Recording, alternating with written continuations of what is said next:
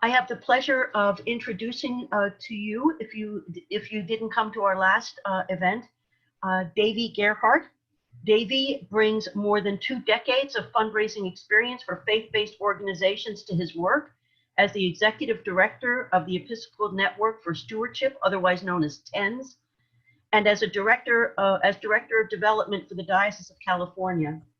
Davy loves helping Episcopalians talk about and raise money for mission, and thinks that since Jesus spent 40% of his teaching in parables and on topics of property and money, maybe we can talk about money and meaning more than once a year at the Stewardship campaign. When he's not working, he attends Holy Innocents Episcopal Church in Noe Valley, and he dreams of his next camping trip, enjoys cooking from local ingredients, and is always learning a new language on Duolingo. How you doing with that Portuguese and Norwegian, Davy? It's slow going. Norwegian in particular is throwing me for a loop.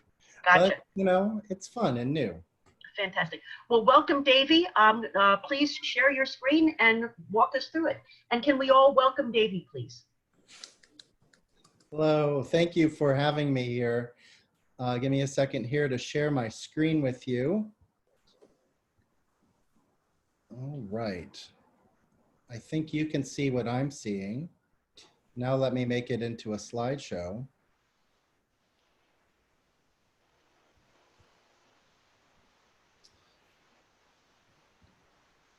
All right, welcome. Thank you so much, Diocese of Los Angeles and Bishop Bruce, for inviting me to spend some time with you this Saturday.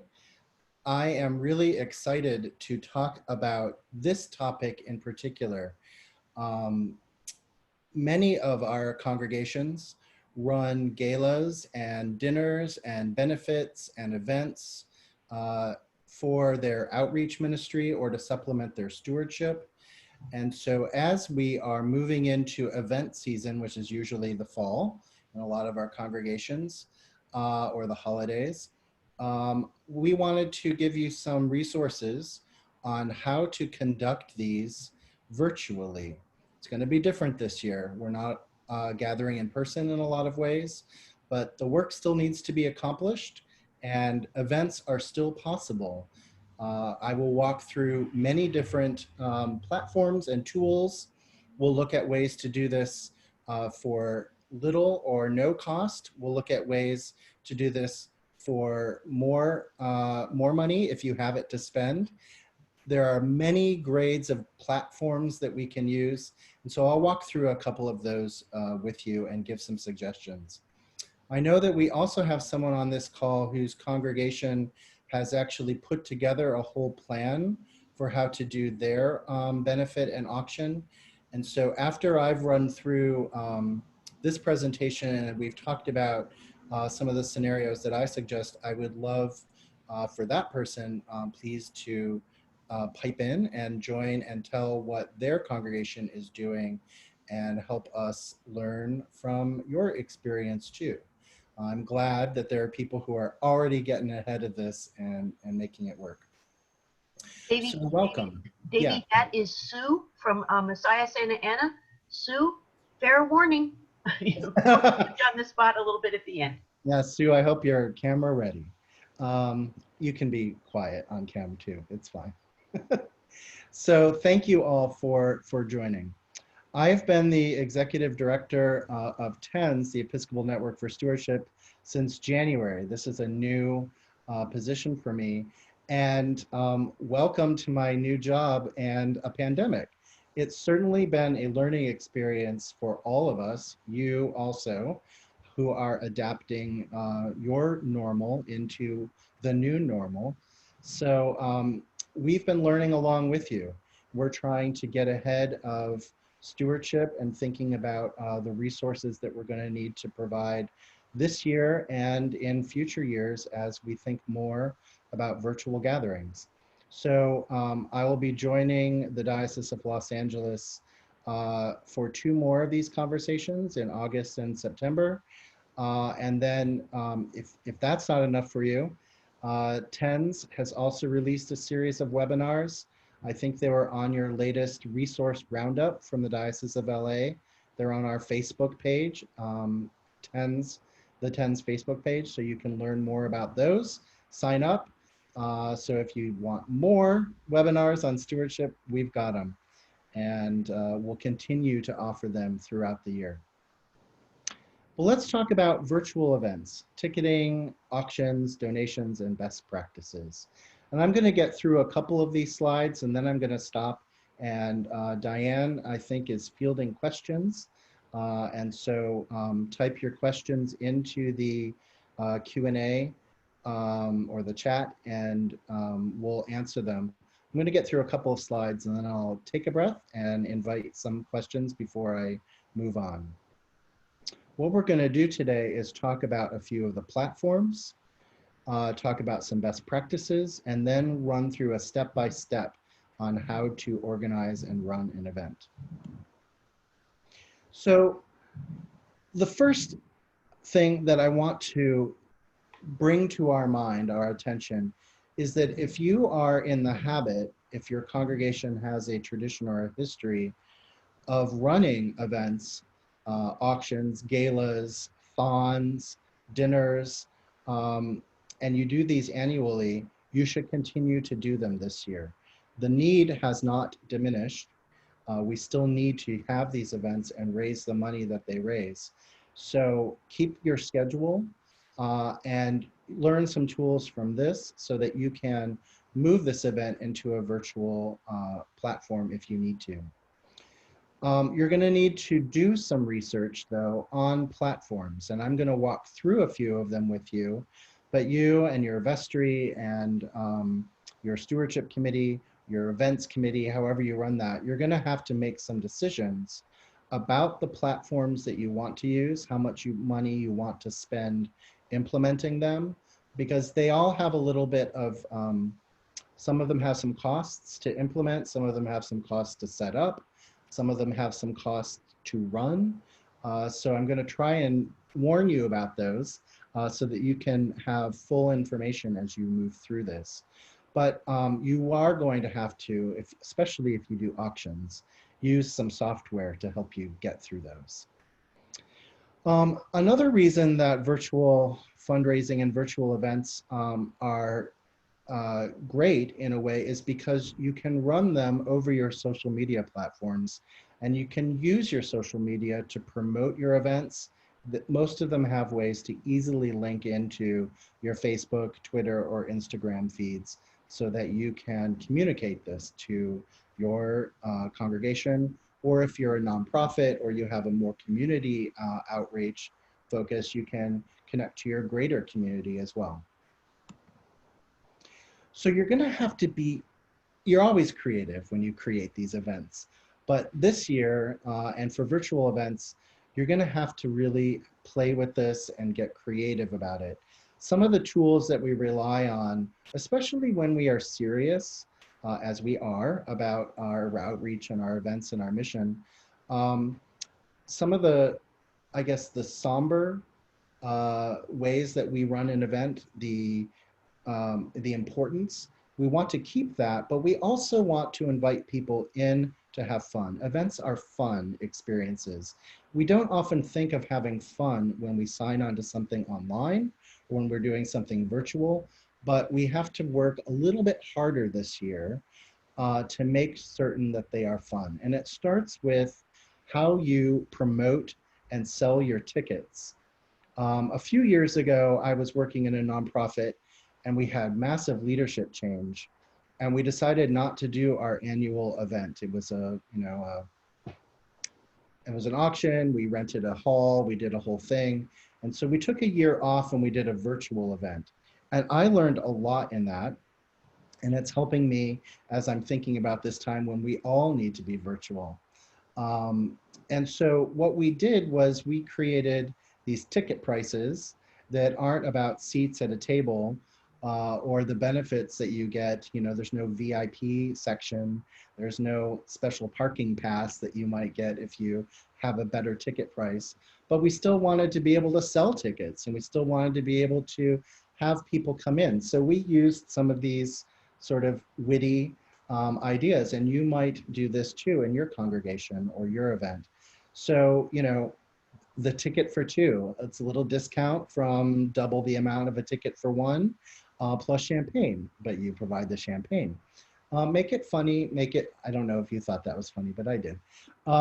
Make it humorous for people so that they can kind of connect with you on that level. Um, you know, trade in your high heels for your fuzzy slippers. You are making your own entrees, so you don't have to worry about them giving you the wrong entree when they pass them out. Have some fun, do some creativity in your committee about this, but keep it mission related. Be really clear this year, as you always are, about what the funds are going for and if they're different from your general operating budget. So if you're a congregation that runs an event or an auction and you use it specifically for a particular piece of your outreach or all of your outreach, have real good examples of what that money is going for. Distinguish it from your regular stewardship. If, however, it is to supplement your stewardship, be clear about that too. Be clear that this is about the whole budget of your congregation. Keep it mission focused, be really clear. Invite representatives of the community. So if it's just congregational focused, make sure you have a diversity of voices. If it's benefiting your wider community, invite those people in from their home, their Zoom connection or their Facebook Live connection.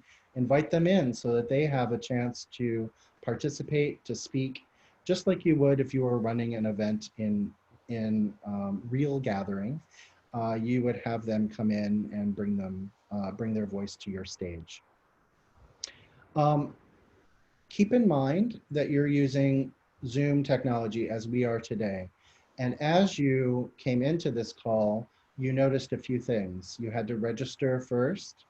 There was a waiting room that someone controlled. In this case, it was the people who were co-hosts who were admitting you in. Those are, we are learning as we are in living in this world of Zoom.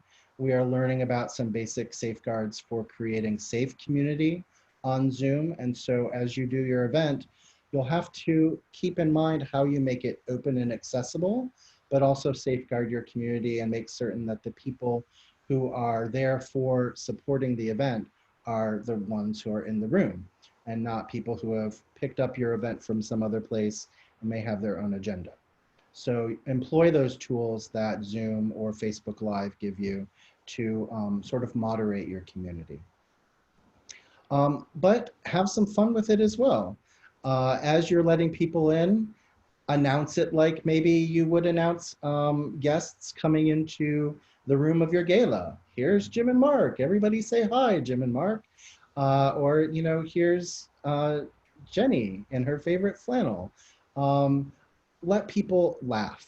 People are there to gather and have fun and see each other.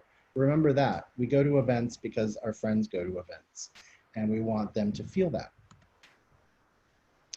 When we gather in person, it's easy to fill up a few hours at an event, right? People come, they're delayed, they show up. There's a certain amount of time you're passing out food and you have music. Maybe you have some things for people to do, photo booths or whatever, right? So we're filling up time and enjoying that time. On virtual events, it's not the same, right? People don't want to give up multiple hours on Zoom to an event, even if they really care about the organization. So keep it short. 2 hours is really long, and that should be the sort of maximum for people to come for a fun event. Don't let it drag on too long. But do make it as much like an in-person gathering as you can. So cue some music up between parts of the event. If you're moving from welcome and gather to the auction or to the speeches, do some music, have some movement as you would in an event. Maybe you're changing the focus from the stage to the auction or something like that. So keep that in mind in how you run your event. You're going to have to be more animated because you're speaking in a little camera, a little picture. You're going to have to show people what you want them to see. And like in this event, I really appreciate that it is an open Zoom. It's not a webinar where only the panelists are visible, but it's an open room, and you should run your event in the same way because people want to be able to see each other. That is why we go to events. We go to events so that we can see our friends. If you have special guests, videos, they should be of your beneficiaries or your grantees or the people who are benefiting from what you're raising money for. So keep that in mind too. You want to be mission focused when you have a special guest, and we're trying to narrow down that window. This isn't about grandstanding or inviting as many people to speak as you can. It's about keeping it really focused and respecting people's time. Before I move into some of the specifics of events, I want to open it up to some questions that may have come in so far. I think you're being very clear because I don't see any questions other than the fact that this presentation will be available. It will be available afterwards, and also it's being recorded, so you could actually share it with others in your churches. I don't think I've missed anything. If I did miss your question, could you please we put it in the chat? But I think right now we're good to go, Davey. All right, we'll keep going. So in your event, we'll walk through the various components, but one of them that I want to highlight right up front is fund a need and text to give. So your fundraiser may earn money through the ticket sales. You might get a sponsor. You might get your auction, and that's a way to generate money. And we'll talk specifically about auctions in a bit.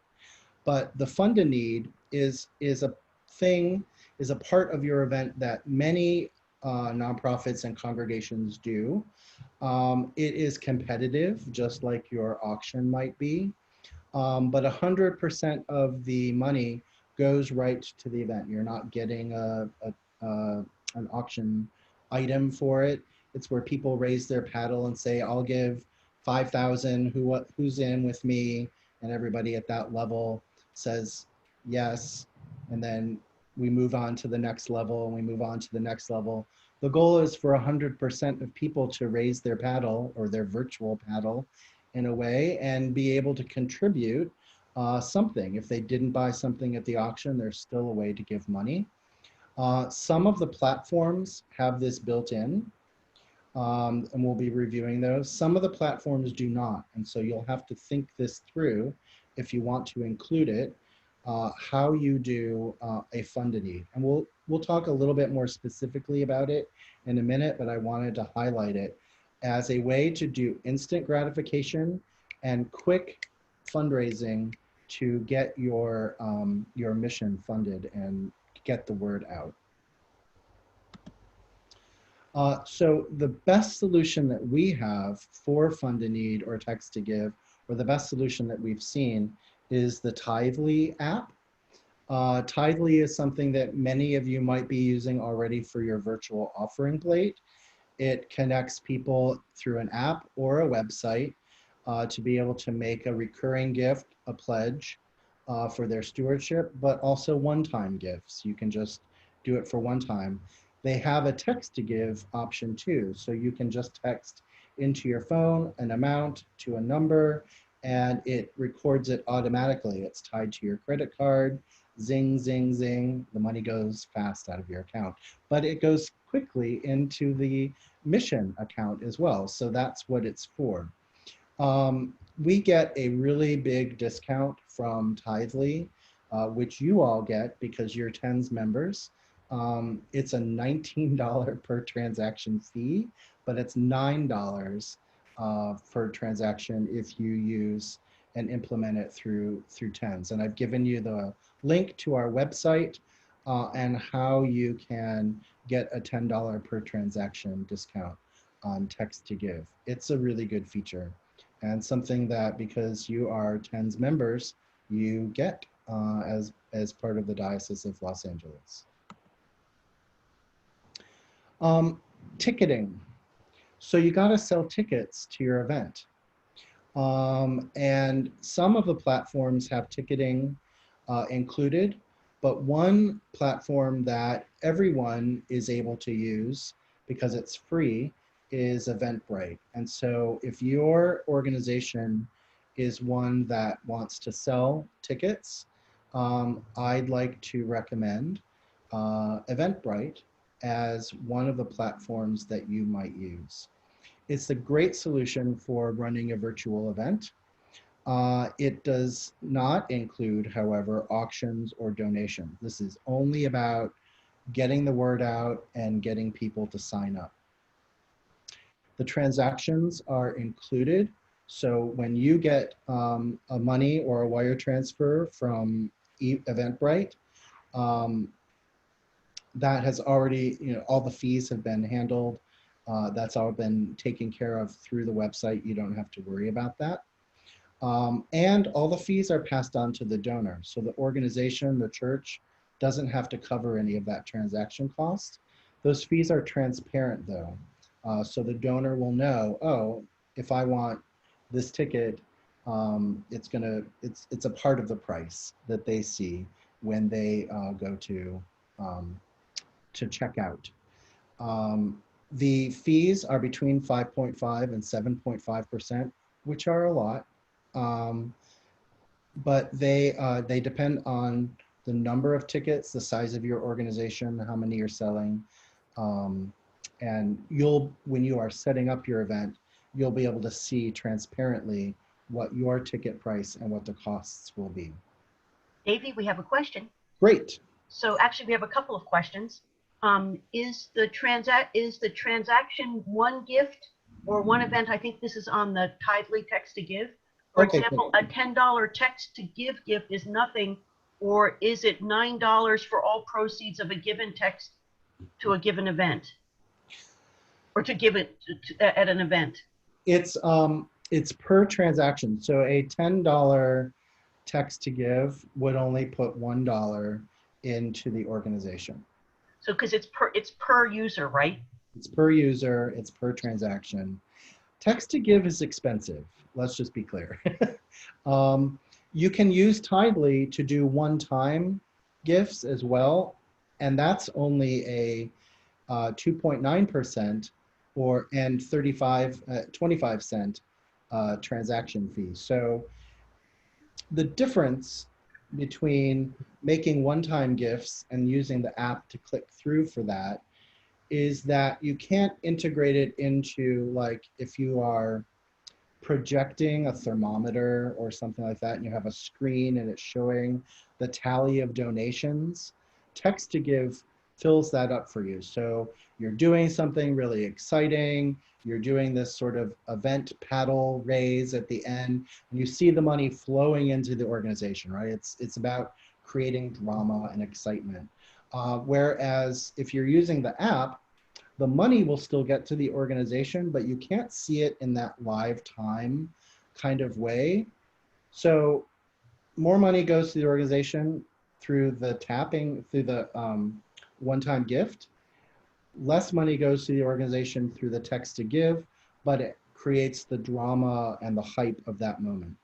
It's a trade-off, and it depends on really how much money you're giving. So if you're asking people to raise their paddle virtually through text to give for, $1,000 donations or $500 donations, then the $9 fee, it doesn't seem as big. But yes, in the scenario of a $10 gift, it's pretty impactful. Another question for you, Davey. With Eventbrite, is there a cost to the individual if the tickets are free? Nope, no cost. So if the event is free, there's no cost. Eventbrite handles all the registration. It's actually great. So if your event doesn't cost anything to get into, no cost passed on to either party, the church or the host, or the donor or the attendee. I'm suggesting using Eventbrite for your paid events because it's free to you to set up, and the donor costs are passed on to the donor when they're buying a ticket. It's also great if you're doing a free event because it gives you all the things to use for registration. So you can do name badges, you can create reports that tell you who's coming and where they're coming from. You can customize the information that you collect into really a lot of information if you want a lot of information on who's coming. Another question for you, Davey. A clarification, please. $9 discounted per transaction is for text to give, not Tidely. So Tidely does 3 services. It allows you to make a recurring gift at a transaction rate of 2.9% and 25 cents per transaction. It allows you to give a one-time gift at that same rate, and allows you text to give, which is a $9 per transaction fee. Tidely is the app that does all 3 of those things. Another question for you, Davey.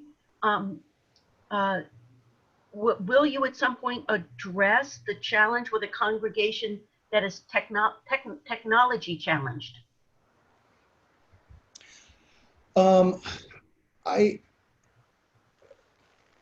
That's a good question. We'll talk about, at the end of this, I will walk through sort of step by step on how a committee or congregation might set it up. If your congregation is not comfortable with technology or virtual events, there's going to be additional education that you will have to do to get them there or help them with it. I will walk you through the step-by-step on how to set it up, but if the barrier is bigger than that, like people really don't understand Zoom or they have trouble getting online, then virtual events are going to be a challenge in general. So we're assuming with virtual events that the people have some way of getting to a virtual event and using them. You may need to do some extra explanation in some congregations. Okay, thank you. Great. So we've talked about text to give and we've talked about ticketing. Now I want to walk through auction platforms.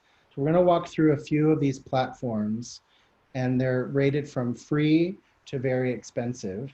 And then we'll have some questions about the auction platform. And then we will move into step-by-step how to run an event. So that's the next few minutes of this conversation. Auctions are a great way, and you can do them with live auctions, you can do them with silent auctions. Different people, different churches care for it in different ways, but they are great ways to raise money and also get community events, or to get community sponsors and events. So the first platform that I'm going to recommend is eBay for Charity. The best thing about it is that it's free. And if you have people who are used to using eBay to buy things or to sell their antiques or whatever else that they put on eBay, you have some familiarity with the platform. A lot of people are already using it for other things. To use it, to use eBay for Charity, you have to register your church or your nonprofit or your ministry with eBay for Charity first. It's a simple process. It's an online form, but they will have to do some verification. They're going to ask you for your EIN, your tax code, your nonprofit code, and they're going to ask you for an email from the organization. So you'll have to have, you wouldn't set it up from your personal Gmail, for example. You might have to set it up from your church account so that it can tie the organization to the charity, to the event. So just keep in mind, verification process takes 1 to 3 business days, but you should probably allow a little bit more, which is to say, if you're running an event next week, you should be registering right now for your eBay for Charity. Keep, these things have a little bit of time attached to them. Davey, we have a question for you. Love it. eBay for charity sounds good. Can you sell to anyone? You can. So there are two ways to run this. You can run it as a closed private event. So only the people who have a link to your charity site can do it, or you can open it up to everyone in the eBay universe and you can sell your stuff. Now, that sounds like a great idea, and that's true of many of the auction platforms we're talking about. Some of them have this way that you can open it up for anyone in the community. It's great because it could increase your revenue, but it also means that there are people who aren't a part of your community who are bidding on it and could increase the bid a lot. Maybe your community is modest, and so an auction item for $100 could be a really high ticket item, but there's someone in some other city who really wants that and they're bidding it up like $500. That sounds great because your church will then get $500, but it means that your own congregation can't participate in the same way. So you'll have to make a decision on that trade-off there, right? So do you want it to be open to the whole world, which also means that the bidding is open to the whole world, or do you want to keep it focused on your congregation? There's no right answer to that. It's about you and your organization. And another one for you, Davey. If the overall event platform is Zoom plus an auction app, can Eventbrite be added to the event just for ticketing? Yes. So Eventbrite is your ticketing or registration, if you will, app. It can give you then a Zoom link, and you can put in your Eventbrite email that goes to someone who has registered. You can put the link to the charity auction, to the Zoom call that will happen with the registration link, and any other links that people need to know about. So you have a customizable email that goes out when they register. You can send emails a week before, 24 hours before, 3 hours before. You can set all of those up and they can focus on different areas. So you might say through Eventbrite, you might set up a chain of auto response emails that build up the hype for the organization. You registered a month ago. In 2 weeks, you get an email saying, invite your friends. And you set that up. You, the organizer, can set all of those up and have them go out automatically. So it might be, you might set one up that says, invite your friends. You might send one up that says, there are already some great auction items. Here's a preview of them. You might say, we're lagging on ticket sales. Promote this event. Whatever you want to do, you can set those up and provide all those links. And another question for you, Davey. The questions are coming in. Love it. If you have an open auction, how do you deal with shipping costs? Bigger for out-of-state bidders, of course. Can that be wrapped into the selling price? It can be wrapped into the selling price, just like on eBay, and you have to be transparent about it. Keep in mind that you'll have to fulfill these things. So it's not like in your church community, you may be able to drop it off on their front porch and have contactless delivery, and they live in your neighborhood or nearby. If you're opening your auction up to people who are, you can choose then between United States only or international, right? So you may be taking on shipping costs. You'll have to be transparent about those shipping costs, but they can be wrapped into the bidding price. And another one, Davey, and this is a hot ticket question. How do you suggest diplomatically handling very aggressive bidders within your community? You can set, there are ceilings, and you can close bidding. You can suggest and force incremental bidding. So you could say you can only go up by $10 or $20 per item or per bid, right? So you can set a whole lot of filters in eBay to keep it from going up. If something is just raging out of control, you may need to intervene diplomatically. You might need to have a conversation with folks about, this is a church auction. We're doing some things here. Let's keep it pleasant. Um, but yeah, when you open it up to people outside your community, you're opening up to people who want the item, who may or may not be there to support your community. And that's not a bad thing because the money comes in, but it's a value, and you may want to think about that as you set it up. And that's it for the questions for now, Davey. Great. Um, eBay for charity also allows, so if I decide I want to sell this antique clock behind me for my church's charity auction, and I want to do direct selling. So I, Davey, put it online, not as a part of this auction, but I declare all the proceeds go. So it won't appear in an auction menu, but I can say, I'm selling this clock and the proceeds go to this charity. You can do that. It's called direct selling, and there is a transaction cost associated with direct selling. There is not a transaction cost if somebody puts an item into your auction, and it's called community selling that way. So there are choices within eBay for charity that you'll have to make about direct versus community. And they have some costs. One of them has a cost associated with it. All right, that was the free charity auction event. Now we'll look at a couple of mid-tier ones. Benefit events is one that a lot of organizations use. You'll note right up front, it costs $500 to set it up. That's non-negotiable. And there's a fee, 8% of every transaction up to $25,000. That's on a bid, not on the overall amount of the total. So these are fees per item.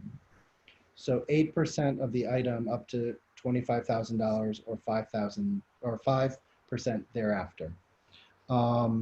This is only a app for auctions. It does not include ticketing, but it's focused on auctions. If you have some money to spend, it's a good one because there's there's mobile bidding that you can do. It's really well integrated into social media. It's a good platform, but it does have some costs. Another mid-tier virtual auction platform, and I know that there are some congregations in your diocese that are using this, is Auctria. Again, the setup is pretty reasonable. It's between $199 and $399 to set it up. And that depends on how many auctions a year you plan to run. So if you're planning on running one auction, it's $199. If you're going to do 4 or 6 or 12 auctions a year, it's going to charge you more to set those up. The payment processing is included. Again, it's just for the bidding. It doesn't include ticketing. It's a bidding and auction platform. And they do charge a fee on per transaction. It's a pretty modest fee, 0.5%, but they do charge a fee on credit card transactions. I'll talk about one more mid-tier, and then I'll ask for any questions on mid-tier. Bidding for Good is the final mid-tier platform that I want to talk about. This is one that I've used, and so I have a lot of familiarity with this. It costs $250 to set it up. And then the fees are they're based on the volume. So if you have a lot of items in your auction, the fee is going to be lower. But it's pretty modest. It's between 1.5% and 4.5%, depending on the volume that you're doing. And they have a pretty reasonable scale. So you quickly go out of that 4.5% fee and into the next cheaper tiers pretty quickly. after like 50 items or something like that. So it's a pretty good system. One of the things that Bidding for Good is used for is that it includes the sponsorship portal. So in addition to running an auction, you can ask people, corporate sponsors or families in your congregation, to sponsor the auction like you would do at an event.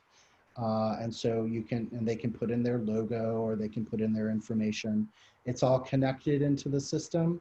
And so it gives you that ability. It's just one of the features. This one is also one of the systems that allows you to have a closed auction or to open your auction up into a national search.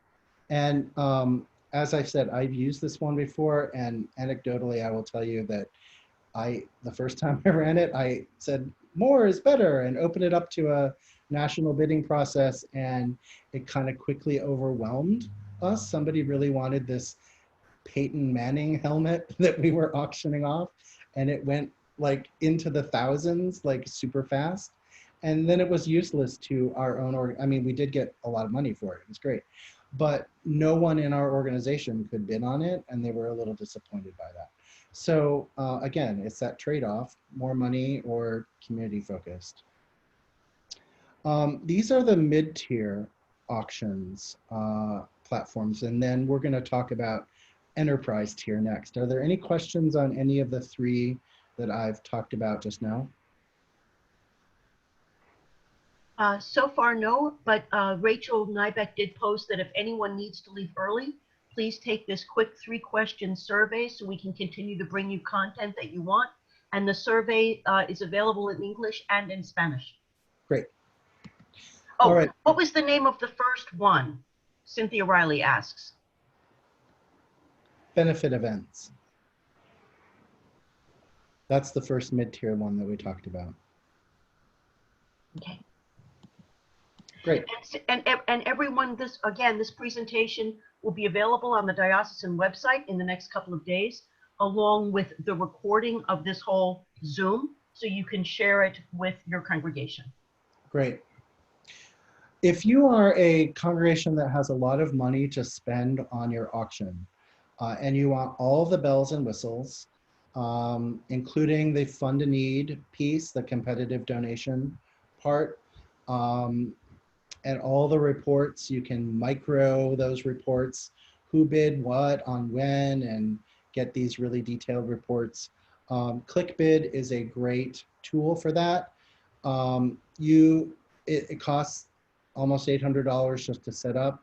And then there are a variety of add-on tools. The Fund a Need is one that you add on, so it's not included in the original setup, but you can buy it as a tool. You can buy ticketing. It costs $200, for example, if you want to include ticketing. You can, so there are a lot of modules. It quickly gets expensive. On the other hand, there are no transaction fees. So for your donors, they're just, you're getting all the money that people are spending on the auction and not having to give any of it up in transaction fees. I guess they get their fees up front when they set it up. ClickBid is great. The other one is called One Cause. It's very expensive. I think $1,250 is a lot for auction software, but they've put a lot into it. It is really good. I would say this is like good for a nonprofit or a ministry that has a big budget.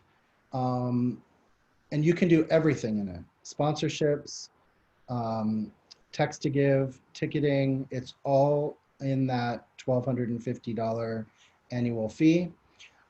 They've put a lot of engineering into the bidding software so that it's really fast, so that if there's a hot ticket item and it's bidding up, there's very little lag.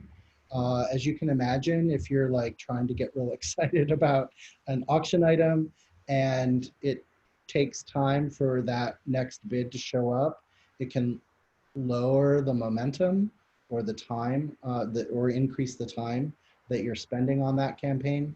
So this one has a really fast back end. I'm saying it's just, they put a lot of money into that. Again, no transaction fees. Davey, question for you. Do you know if Eventbrite sales integrate with Octria? Yes. Again, it's when you create that Eventbrite portal, you can put your auction, your Octria auction, as a link into it. So it'll be a link. It won't be a button. Well, that's not true. You do have the ability to use HTML and put the Octria logo and button and feature items in your Eventbrite page. You'd have to create a page for your event instead of just an event. What do I mean by that? So like when you're doing a Facebook event, perhaps if you've ever done one of those, you can just put in the event itself. It starts at 9, it ends at 10, and here's some more information. Or you can build out a whole page that has pictures and testimonials and all that. Eventbrite allows you all that as well. You can put as much into it as you have time or resources to do, and Octria will integrate into that for you if you want. And is it the case that the 0.5% credit card fee is on top of the merchant fee charged by the credit card issuer? Yes. So whatever your credit card charges for a merchant fee is what they do. The event platform needs to make some money as well, and so that's their transaction fee. So Visa charges that merchant fee, or MasterCard, for you to use their card or your bank, whatever, however that works. And then the platform itself, their way to earn revenue on your auction for providing you the software is to charge that transaction fee. And one more question for you, Davey. How do you bid on Zoom? So you would integrate your auction. So we're going to talk about that later a little bit as we move through how to do your event. But you'll use the auction software, which the host can show on their screen like I'm doing. And then you can be talking about it. So like, you know, this item isn't selling really well. Like, come on, bark it up a little, like you might in an auction, right? Make some fun. Use some humor. You know, hey, Davey, you really need that yard service that's being auctioned off. I've walked by your house. It looks terrible. You know, whatever you want to do, make it fun. Make it part of the experience. So we'll talk a little bit about that as we move through how to run your event. Any more questions on platforms themselves? Looks like we're clear. Great. So, okay, you've decided we're running our event virtually. We're ready to go. So your first step is to run it like you would an event. Do a save the date, get your theme, recruit your committee, get them set up. It's going to take time, just like it does when you're running an event in normal times. It's going to take all the time that it takes. So dedicate that time. Just because it's virtual doesn't mean there's any less time that you need. So take the same care also that you would use for running your event when you are gathered in person. If you're developing a logo, if you're recording a video, if you're doing that professionally or on a home cam, make those decisions. Different organizations have different budgets and different production quality that they're going for. So keep this virtual event in line with whatever your standard has been in the past. Step 2, pick all of your technologies. So research them. I've given you some, and this slideshow, this slide deck, will be a part of the materials that are put up, so you can go back and refer to them. But you can also do your own research. Know what you're going to do for all of your steps. So ticketing and promotion, I suggested Eventbrite. There are some other ticketing options out there. Facebook is also a way to do that. Pick your auction software. What are the pros and the cons? I've given you some, but your committee may have different thresholds for making that decision. So you're going to have to pick that. If you're doing one-time donations or text to give, think about how you'll integrate that software. And then make sure that your technology interfaces with what your treasurer is expecting or knows how to use, or train them on this. You're going to be responsible for issuing tax receipts and a lot of, just like you would in your pledge statements, but people are doing something different. And if you're not ready for it, it could quickly overwhelm a church bookkeeper or treasurer. So your diocesan finance department might be able to help you know how to do that. Step 3, sell your tickets. We've talked about Eventbrite. It's free. It's completely integratable in social media and most websites and most email marketing systems. Promote you need to sell these tickets. It's the best way to generate money for your mission. And if you're doing an auction, make sure you feature the items as a part of the ticketing process. In some cases, if people are coming to the event because they love the auction, seeing what's available and seeing what's on going to be bid on is helpful for some people to make their decision. Okay, so it's time to run your event. You've picked all your platforms, you've sold your tickets, it's the night of, and so you need to run this event and get people ready to go. I suggest Zoom. You can use Facebook Live, you can use Google Hangouts, you can use whatever system your church has been using for your virtual coffee hours or morning prayers or things like that. Gather on your platform and have fun.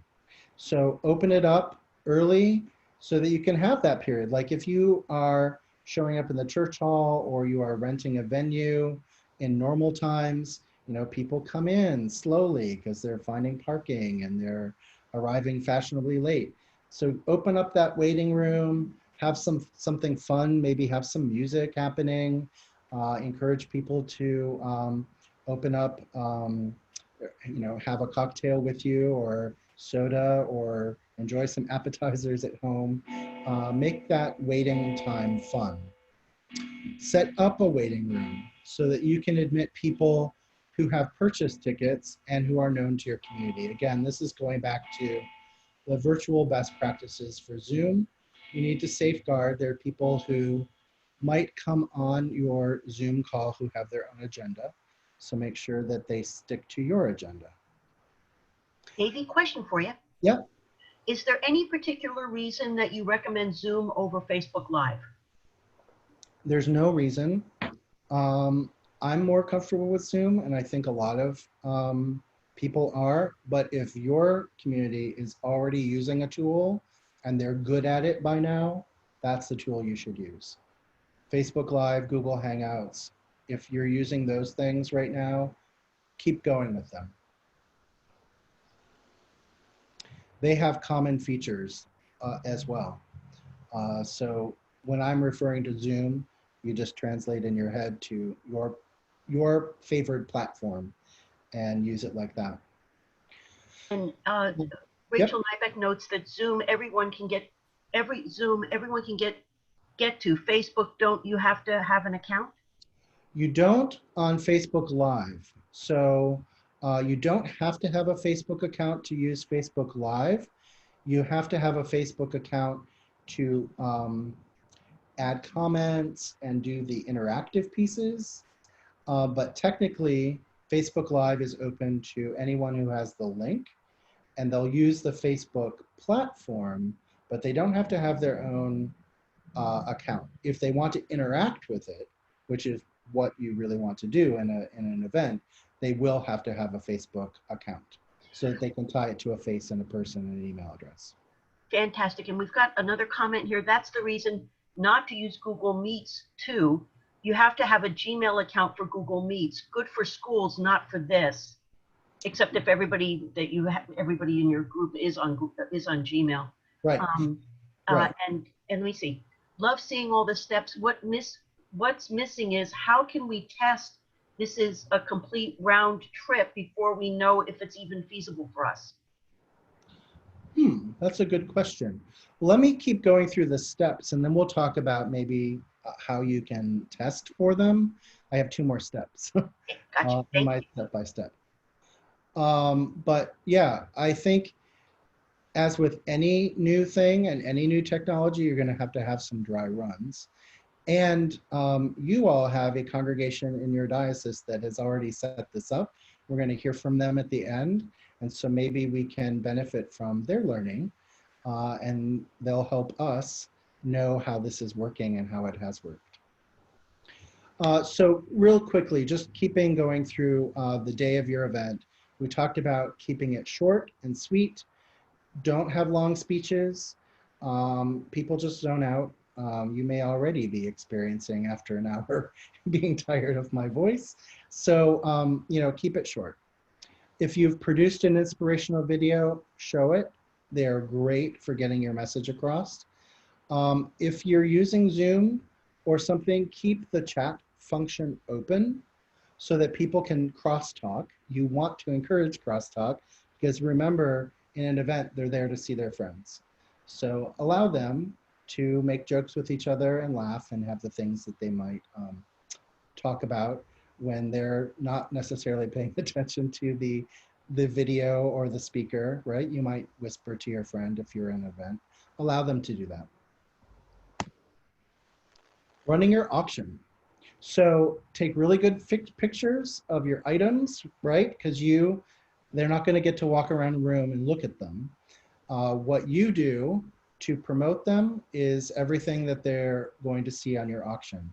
So take the best picture you can and the best lighting you can, write the most interesting or catchy description for your items in an auction, because that's all that people have to go on.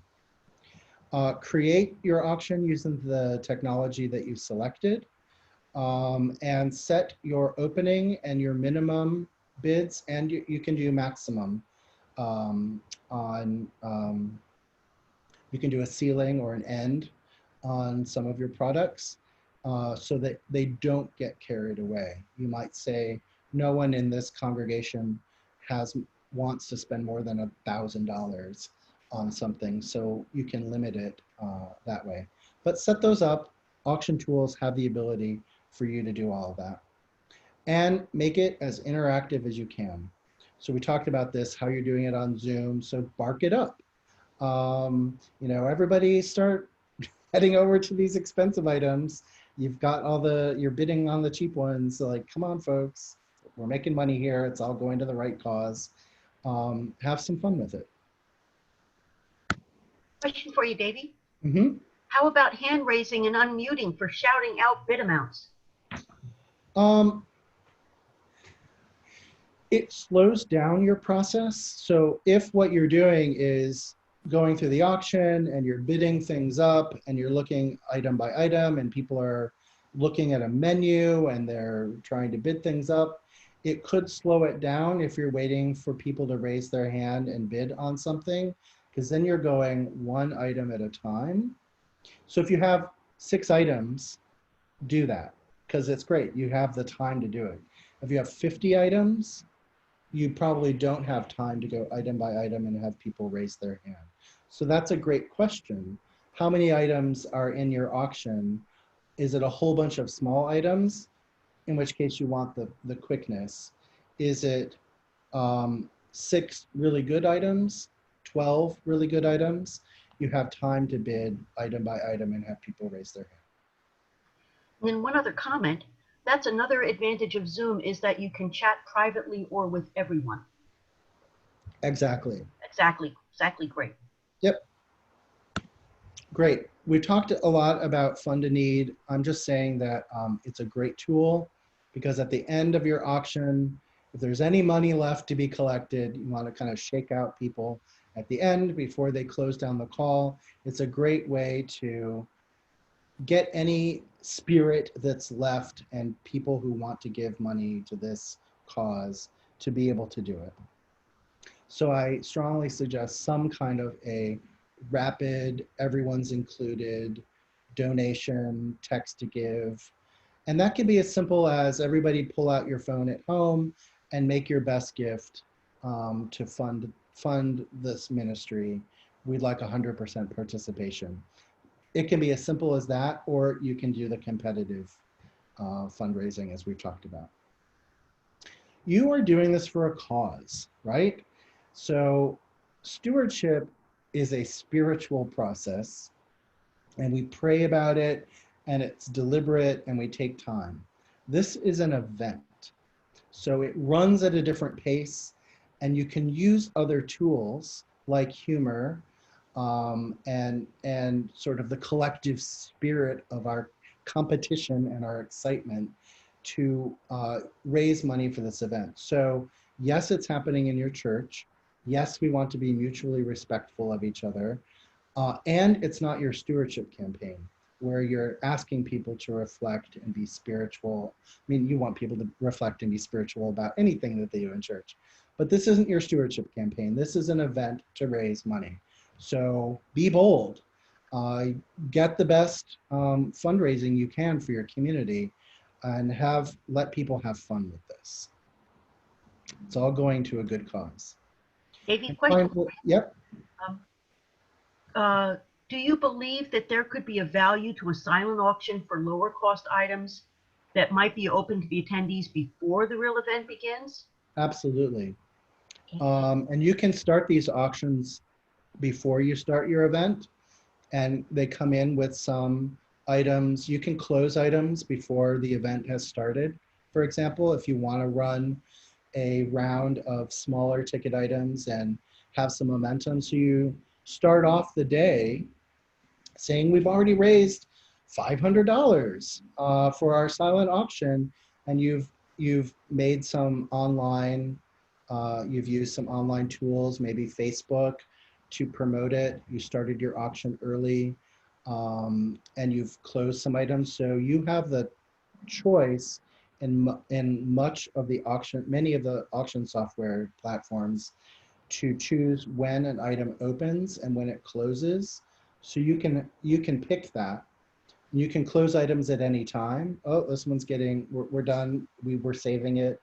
Or you can open it later as well. So you can set up your auction 2 weeks in advance and open it early, but reserve some for the day of. You have all those choices to be able to make. It's a really good idea if you're running a small silent auction ahead of time to say, we've already raised some money. And look at it, or we've already come in with some bids open, so we all have work to do, yes. And could it work for small items using the eBay format and then going live on Zoom for the big event with the bigger ticket items? Sure. If that's the spirit of your congregation, open it up early, get some of your small items out of the way, and then use your big ticket items for the exciting, we're all on Zoom, we're doing this together. It's a great way to do it. Your auctions can last as long as you want, weeks. It's probably, at some point, you're like, we're done. But they can open early, and it's a great way to get some of that stuff done. And if people can't make it, and they really want to bid on something, you can give them the chance.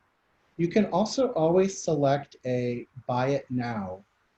So like, I'm ready to buy this and I don't want anyone else to bid on it, and I'm going away and I'm not going to be able to join your Zoom for the auction. So I want this so much, I'm willing to pay whatever exorbitant ticket price you put onto it to have that item.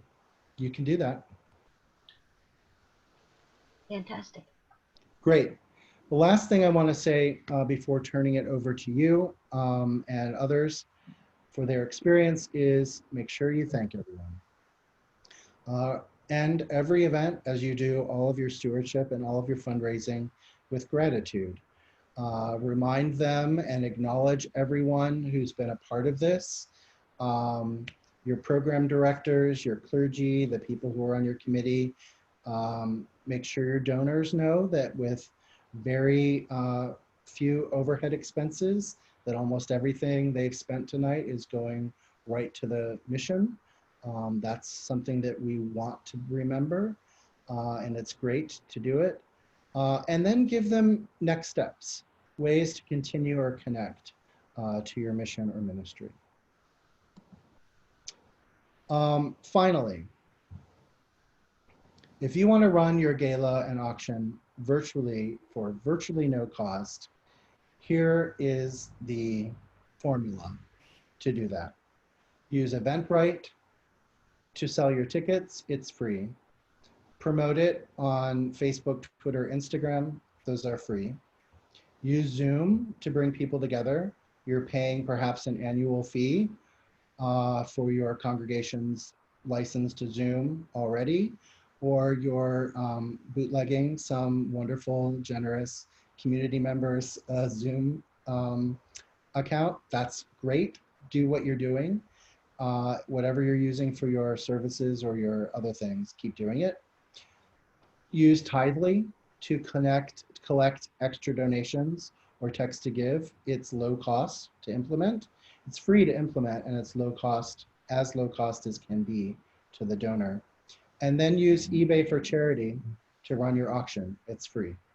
So if you want to have maximum impact for minimal outlay, this is the way. These 5 pieces are the way to run your campaign for almost no cost to the congregation. Well, thank you, Davey. Thank you. I want to remind people that we've put in the chat a link to the SurveyMonkey 3 quick questions in English or in Spanish, depending on the language of your heart. We ask you to fill that out for us because we want to keep. We brought you this event today because you said you wanted something like this.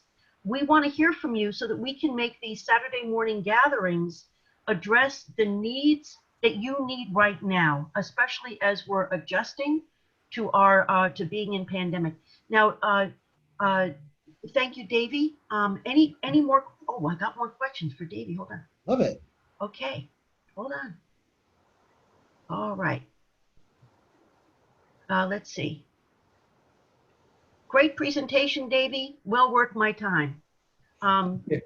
Richard writes 5 easy pieces. Fabulous summary. If we already received donations through PayPal, is there a benefit to signing up for Tithely just to collect donations? No, use PayPal. If you're doing something and it works for you and people are familiar with it, the transaction costs for PayPal are only slightly more than with Tithely. So if people are already using it, don't confuse them with the new technology. If it's good for you now, it's good for you then. And Davey, in this pandemic time, how do you suggest obtaining donation items when businesses are hurting? That's a challenge, right? So businesses aren't well, they aren't open in a lot of cases. Gift certificates to restaurants, probably not going to happen. I would say that we're going to have to be more creative with the items that we find. There are some businesses that are still wanting business and they have adapted their own business model to these times. So if you have a local business and they're doing something great in these times to get their service out to the community, tell them about this and give them the chance to promote their business through your auction and see if they're willing to donate whatever it is that they're doing in order to show people that they are still open and still a part of the community. So your pitch is a little different, but you're asking them to advertise or promote their own adaptability to the pandemic on your platform for your auction, for your cause.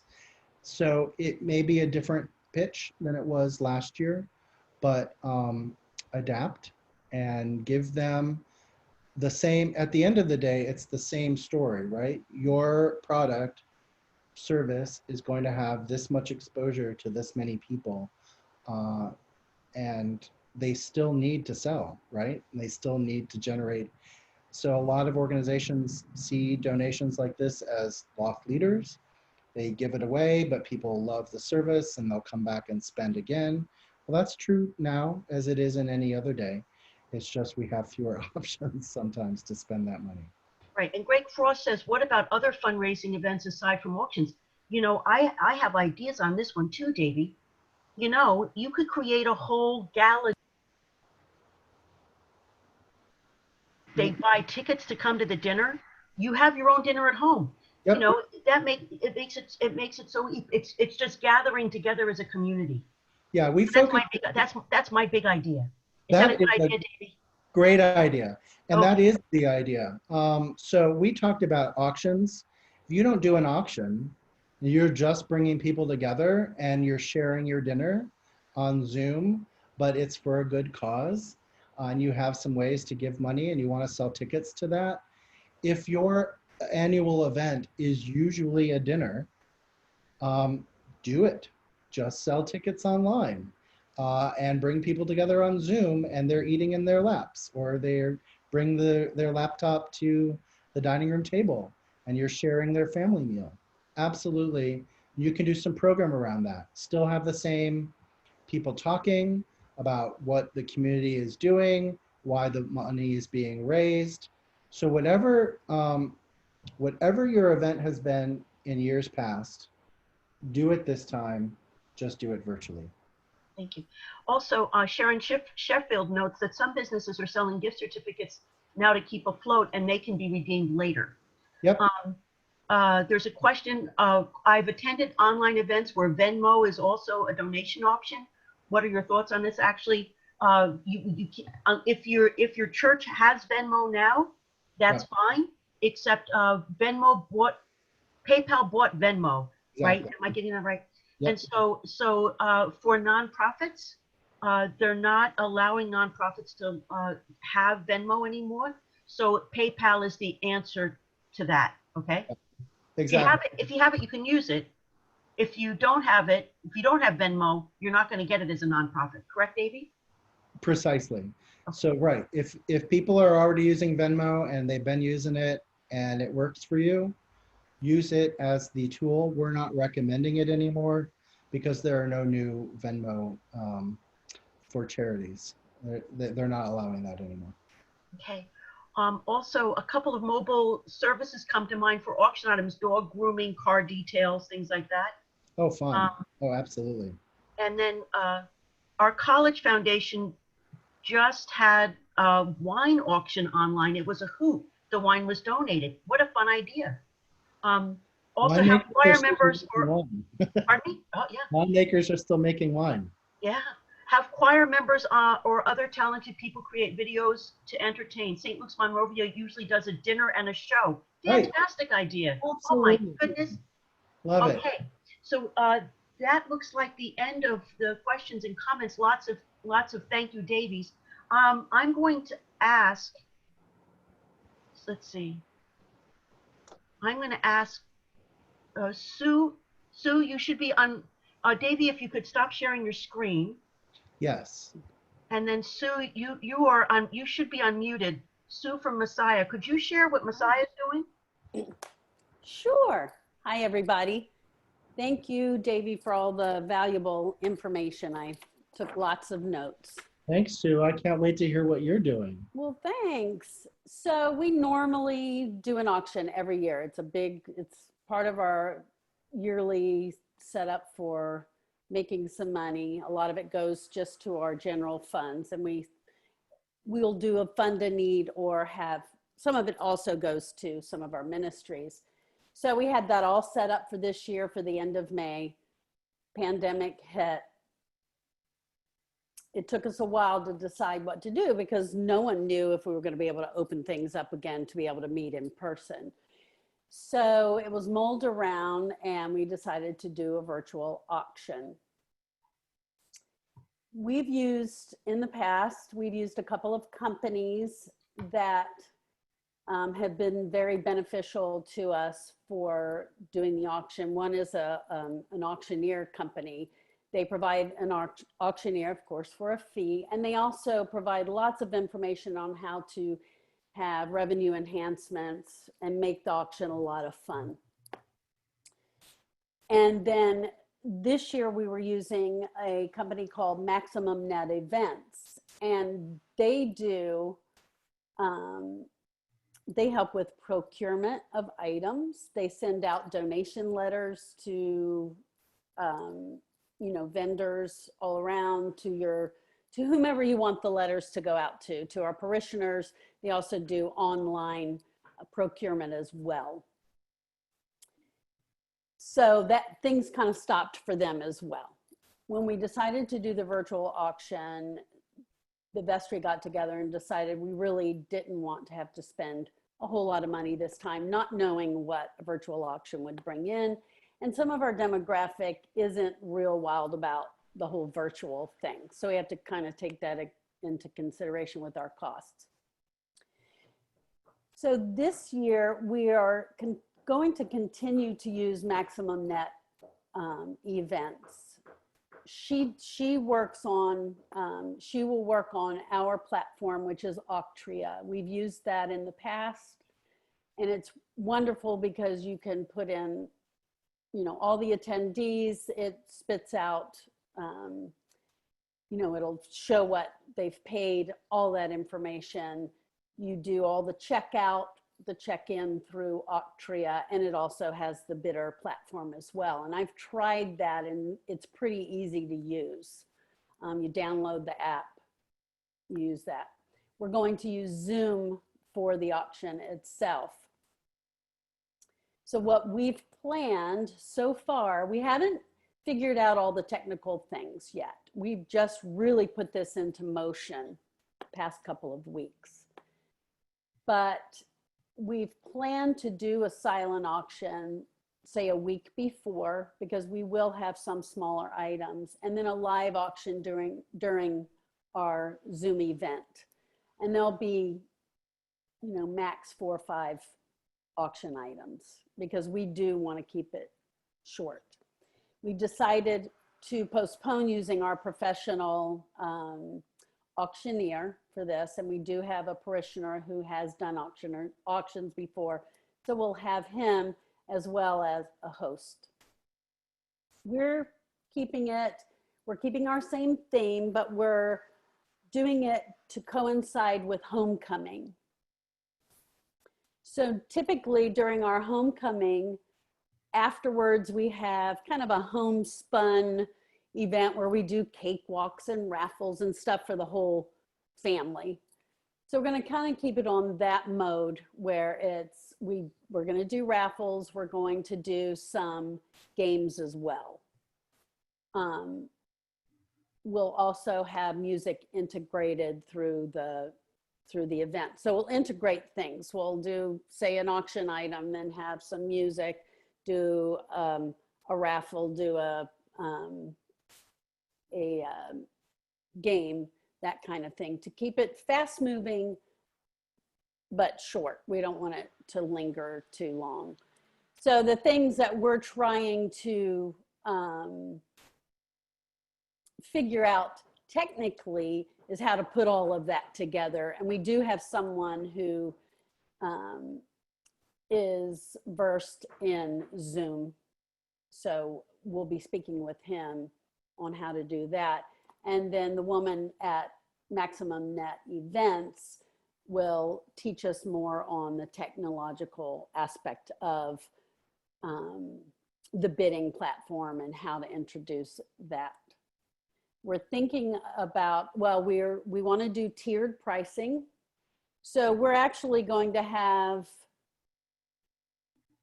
a free ticket, and then we'll do 2 other tiers of pricing, and they'll get a little bonus, this and that, maybe extra raffle tickets, a little prize kind of thing to go with the tiered pricing. And the reason why we wanted to keep one of the tickets free is to encourage people that may not normally come to the auction to come to this, perhaps they'll see what it's like. There may be something that they really can bid on. A lot of times they fear that, you know, they just can't afford it. And so we really hope that this will encourage people. Sue, Yes. could you put the link, the email link to that event place that you were talking about? Maximum Net Events. Yes, please. If you could put Yes. that in the chat. And also, people want to know, what kind of games are you planning? Well, Mr. Bill Turpin, I believe he's on here. He's planning some games. We're thinking of maybe Episcopal Church trivia. We've done raffles where we'll have, you know, the wine pool where people can bid on or get wine with their raffle money, but we know we need to keep it kind of moving. So we thought about maybe a virtual cakewalk, because we've done that during our homecoming before, and kind of keeping it on the homey kind of vibe for the event. And I think Bill is unmuted. So Bill, any thoughts on those games? Sue's done a great job previously setting up our actual auction, and so we already had a theme planned, and it was a music based. It's a bluegrass theme, and so we're continuing in that vein. And so the music will tie into that, and the advertising and the logo that Sue has already created all ties together. And fortunately, I think that the parishioners see this continuity of what had been planned and had been advertised, canceled, and is now being continued a few months later. So that's all been done. The games that we're talking about, this is something that just came up last week, but we've thought about, and because I've had this experience in my professional life where our office is trying to keep up morale and communication by having periodic Zoom events, Zoom cocktail hour or Zoom happy hours. We've played some trivia games and they've worked very well. So we're thinking about Anglicanism trivia. You know, what is a chasuble? Most people don't know, but it's just some ideas about that. And then Messiah has a long history, and we have some parishioners who have actually written about our history. And so we're going to do a Messiah trivia game, Messiah history trivia game. Well, if you're going to do a trivia game, make sure you ask, what is a humeral veil? Thank you. That's a stumper. It's a stumper. I see. And then also, there was a question for you, Sue, a question for you on how will you conduct an online raffle? That is a good question that we have not figured out yet. So that is something we need to figure out. Yeah, let's ask Davey. Yeah, that's an interesting one. I think, I mean, you're going to need to sell some kind of ticket, and you can do that. You could use even your Eventbrite and have a second round of ticket sales at, like, you know, $1 or $10 for 10 tries or whatever. And then you'll have to, I don't know how you randomize who wins a raffle without like a computer algorithm behind you. I'm certain that there are kind of raffle tools out there. We didn't investigate them as a part of this. I don't know. You could always put them in a fishbowl. Good luck. Well, Christine notes that there are programs to do it, including pulling the winners. They cost a percentage of the tickets. Great. Thanks, Christine. Thank you. If you know, Christine, could you put into the chat, Christine, what those programs are? Please put it into the chat. Because the chat will be, you know, as we share the presentation, as we share the video of this event, we'll also share the chat piece so that we can get that information to all of you. And please, if you haven't done so already, as we start to wind down here, please take the survey so that we can make sure that we're putting programming together that you need. Okay. I also think that another great thing to do is a talent show as a fundraiser. I think a talent show would be fantastic. Mhm.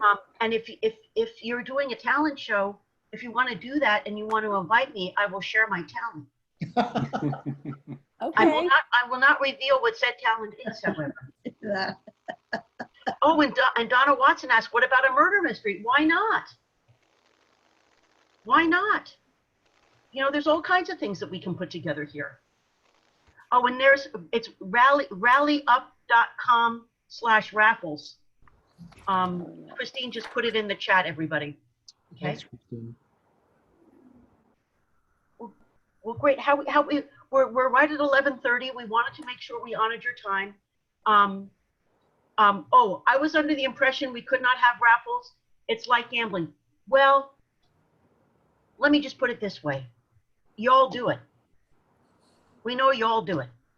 And you know, we used to do 50-50 raffles. 50% goes to a person, 50% goes to the ministry. Just don't do bingo. Just don't do bingo. Let me draw the line at bingo. All right? Okay. All right. We want to honor your time now. Thank you so much for coming. If you want to stay on a little bit longer and talk to members of the, yes, everybody's going to, opportunity drawing is the verbiage. Yes, that's the correct verbiage. Just no bingo. So, if you want to stay on and talk to members of the program group, Davey, can you stay on a little bit more? Or, yeah, Davey can stay on. So if you want to, if you have questions, you can just raise your, oh, there's more things in here. Nope, we're good. Please do take that survey. If you want to ask, stay around for a little bit more and ask a couple more questions, you're free to. Or ask the program members of the program group anything that you want to know. We're happy to share. It's up to you. We're here for you. But please take the survey. I'll put it in one more time.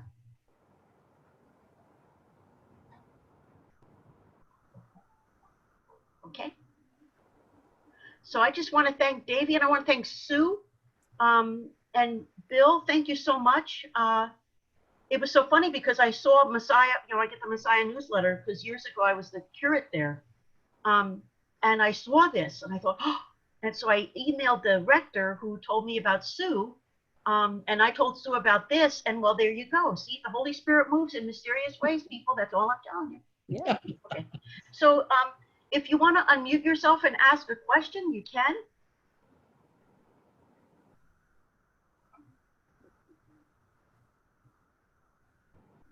Anybody have, can anybody have a question? I'll offer some gratitude. Thank you very much, Davey and Bishop Diane. This was very helpful. We're all a little bit nervous as we move forward, but hearing your comments really helped. I think it's going to help focus our efforts in September. Mhm. Yeah, thank you for continuing to do this work as we adapt and learn and share your learning with us. This is how we get better at it. So thank you so much. And remember, David will be back with us on August 1st to talk about how we do a stewardship campaign how we really launch a stewardship campaign at this time of pandemic. So mark your calendars, August 1st and September 12th. Sharon Sheffield has a question. Sharon, why don't you unmute yourself? Davey, do you have any suggestions regarding having one big event versus 3 or 4 small ones throughout the year? It's really, I think it's about your community and their ability to focus on more than one event. So, and also I would say it has to do with your tradition or your history. So if you already are doing multiple events in a year, do multiple events virtually in a year. So my advice on that is to keep your calendar as you would and make it as normal or regular as possible. That said, if you don't have that tradition of doing it multiple times a year, I would suggest that unless you know your community so well that you understand that they want multiple opportunities to do this, that you do just one of them and make it big, because we are all being pulled online to different things. And so sometimes too many is too many. But you know your community best. And if they are the kind that want to get together every quarter to do some events and some fundraising, and you feel like you won't have burnout or people starting to feel fatigued by the number of times they're being asked to buy tickets and stuff like that, go for it. The teaching there is get as much as you can and do it as often as your community wants them to. But be sensitive to the fact that people are doing a lot right now. The question was actually the other way around. I'm sorry. We normally have a huge auction and dinner, and I'm afraid it's not going to translate into one event. So trying to figure out how to break it out into a couple of events. Why do you feel like it won't be the same if you do one big event? Well, for one thing, because our auction usually goes for 4 or 5 hours in one night. And that's not going to cut it, but we'll kick it around in our committee meetings. I was just wondering if you had any sort of hard and fast, and you said no, so that works. No, but I will say that a virtual auction, you can run it for some number of days or weeks ahead of time and then throw the party when you close it. So if your auction is something that lasts for a long time, you could spread that over a week or 2 weeks and use email and Facebook to build it up. And then the actual big event is on the day that you close all those auction items and celebrate all the money you've raised. And Cynthia Riley has her hand up. Cynthia, I unmuted you, so you should be able to speak to us. Okay, can you hear me? Yes. Okay, I had a kind of a logistics question for Davey. So doing the eBay auction and want to coordinate that with a Zoom event, is the meeting leader able to show the eBay page live during? Yes. So just as you share your screen, yeah, just as you share your screen, the host can share the eBay screen. Now, keep in mind, you're talking about, keep lag in mind is what I'm saying. So the host needs to have a really good internet connection because they're going to be sharing a screen of another system that depends on the internet to run.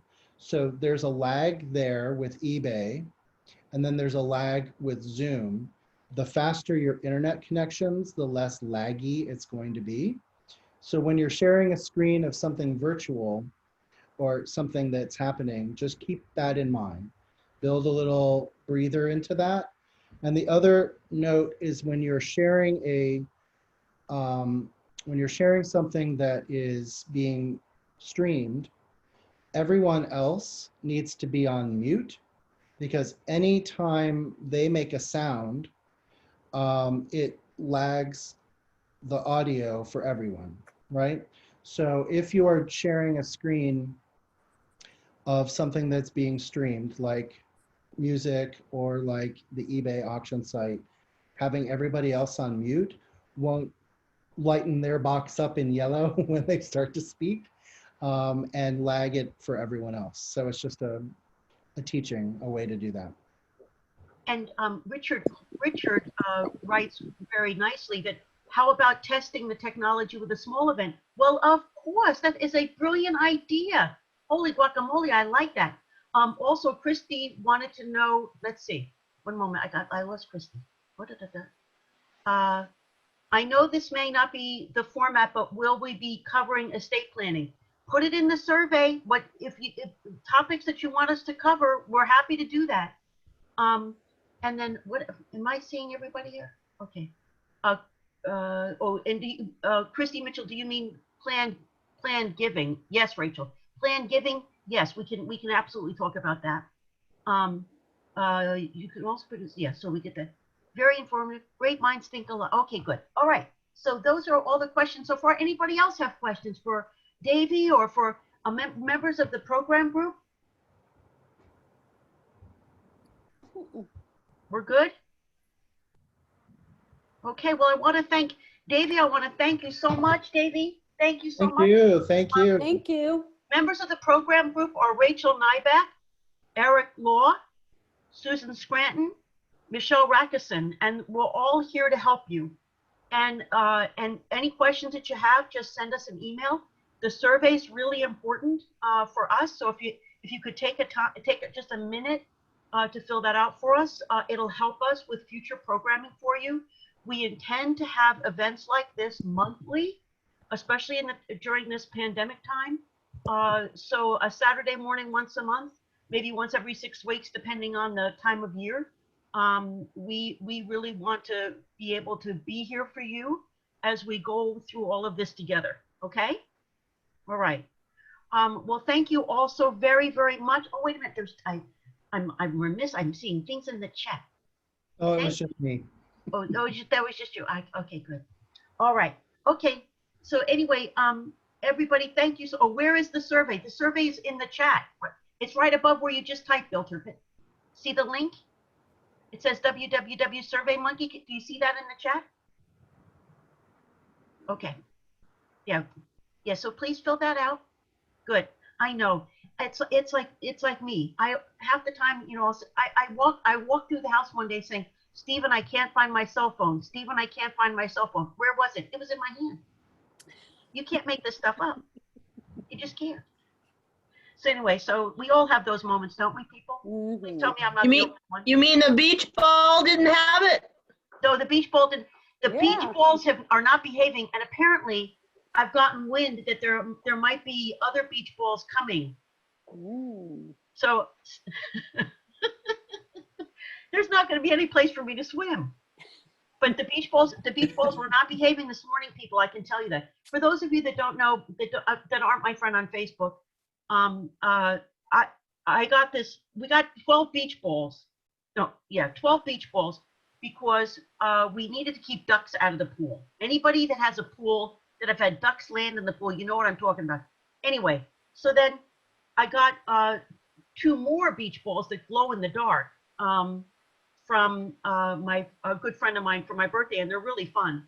And then I got an anonymous dozen emoji beach balls. So now I got 26 beach balls in there, and I got wind that there might be more coming. So, but they have an adventure. They have an adventure every day. The beach balls have an adventure.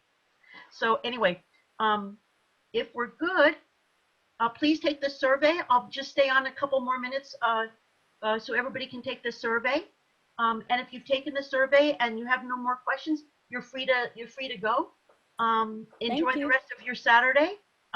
Blessings and much love to you all. Okay. Thank you. Thank you, Bishop. Thank you, everybody. Leave.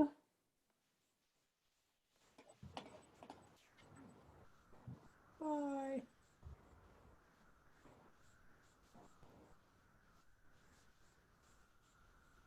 And Rachel, if you could stay on for a minute, that would be great. Goodbye. Thank you. That was Bye, great. everybody. Thank you, Davey. Really appreciate it. I appreciate you. Okay. All right, so bye, everybody, except for Rachel. I'm having trouble getting out of here. You are? I am, because when the survey came up, I lost the whole Zoom thing. Oh, So I'll have to figure it out. I'm not sure how. is that you? That's you, Sue? It is. I'll just shut down my computer. That'll do No, it. Yeah, okay. Okay.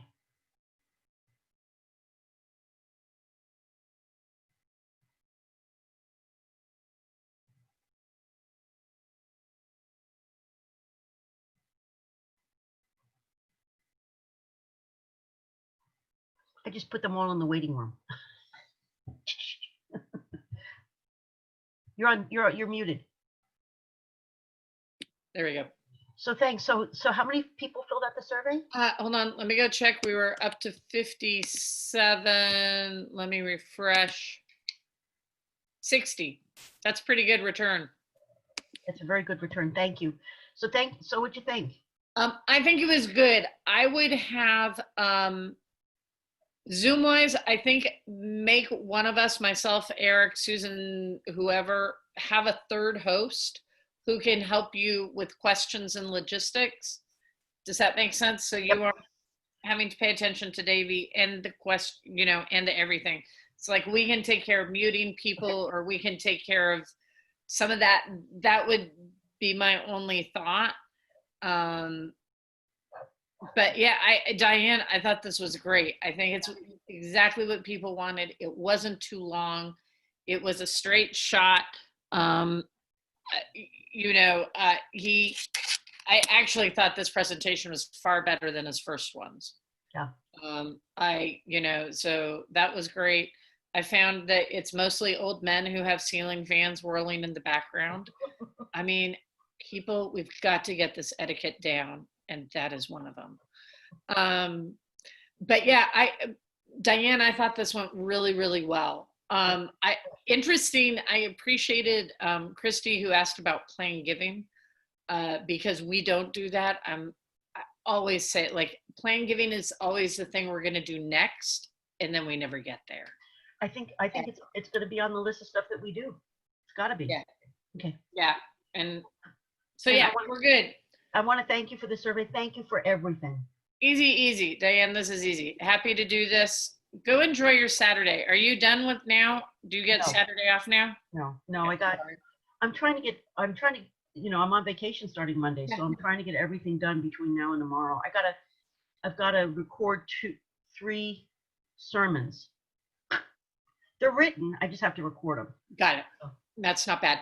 And do you guys have a confirmation thing? I've been meaning to ask you this on about every single meeting, and I keep forgetting. Have you guys figured out how to do, and the issue is for my kids going away to college, they're the one, like, I don't care. Everybody else can wait. It's just the ones who are going to leave town. I was trying to figure that out. Yeah, right now we're saying no to confirmations just because of the pandemic. You have to get too close. And so we're actually having, if they've completed their preparation, we're actually writing up a little service to affirm the work that they've done. So it's an affirmation of the work before they get confirmed. So there's some kind of acknowledgement. Okay, that's fair. Liturgically. That's totally fair. In that, I'm not, it was just the ones going away to college. I was like, meh.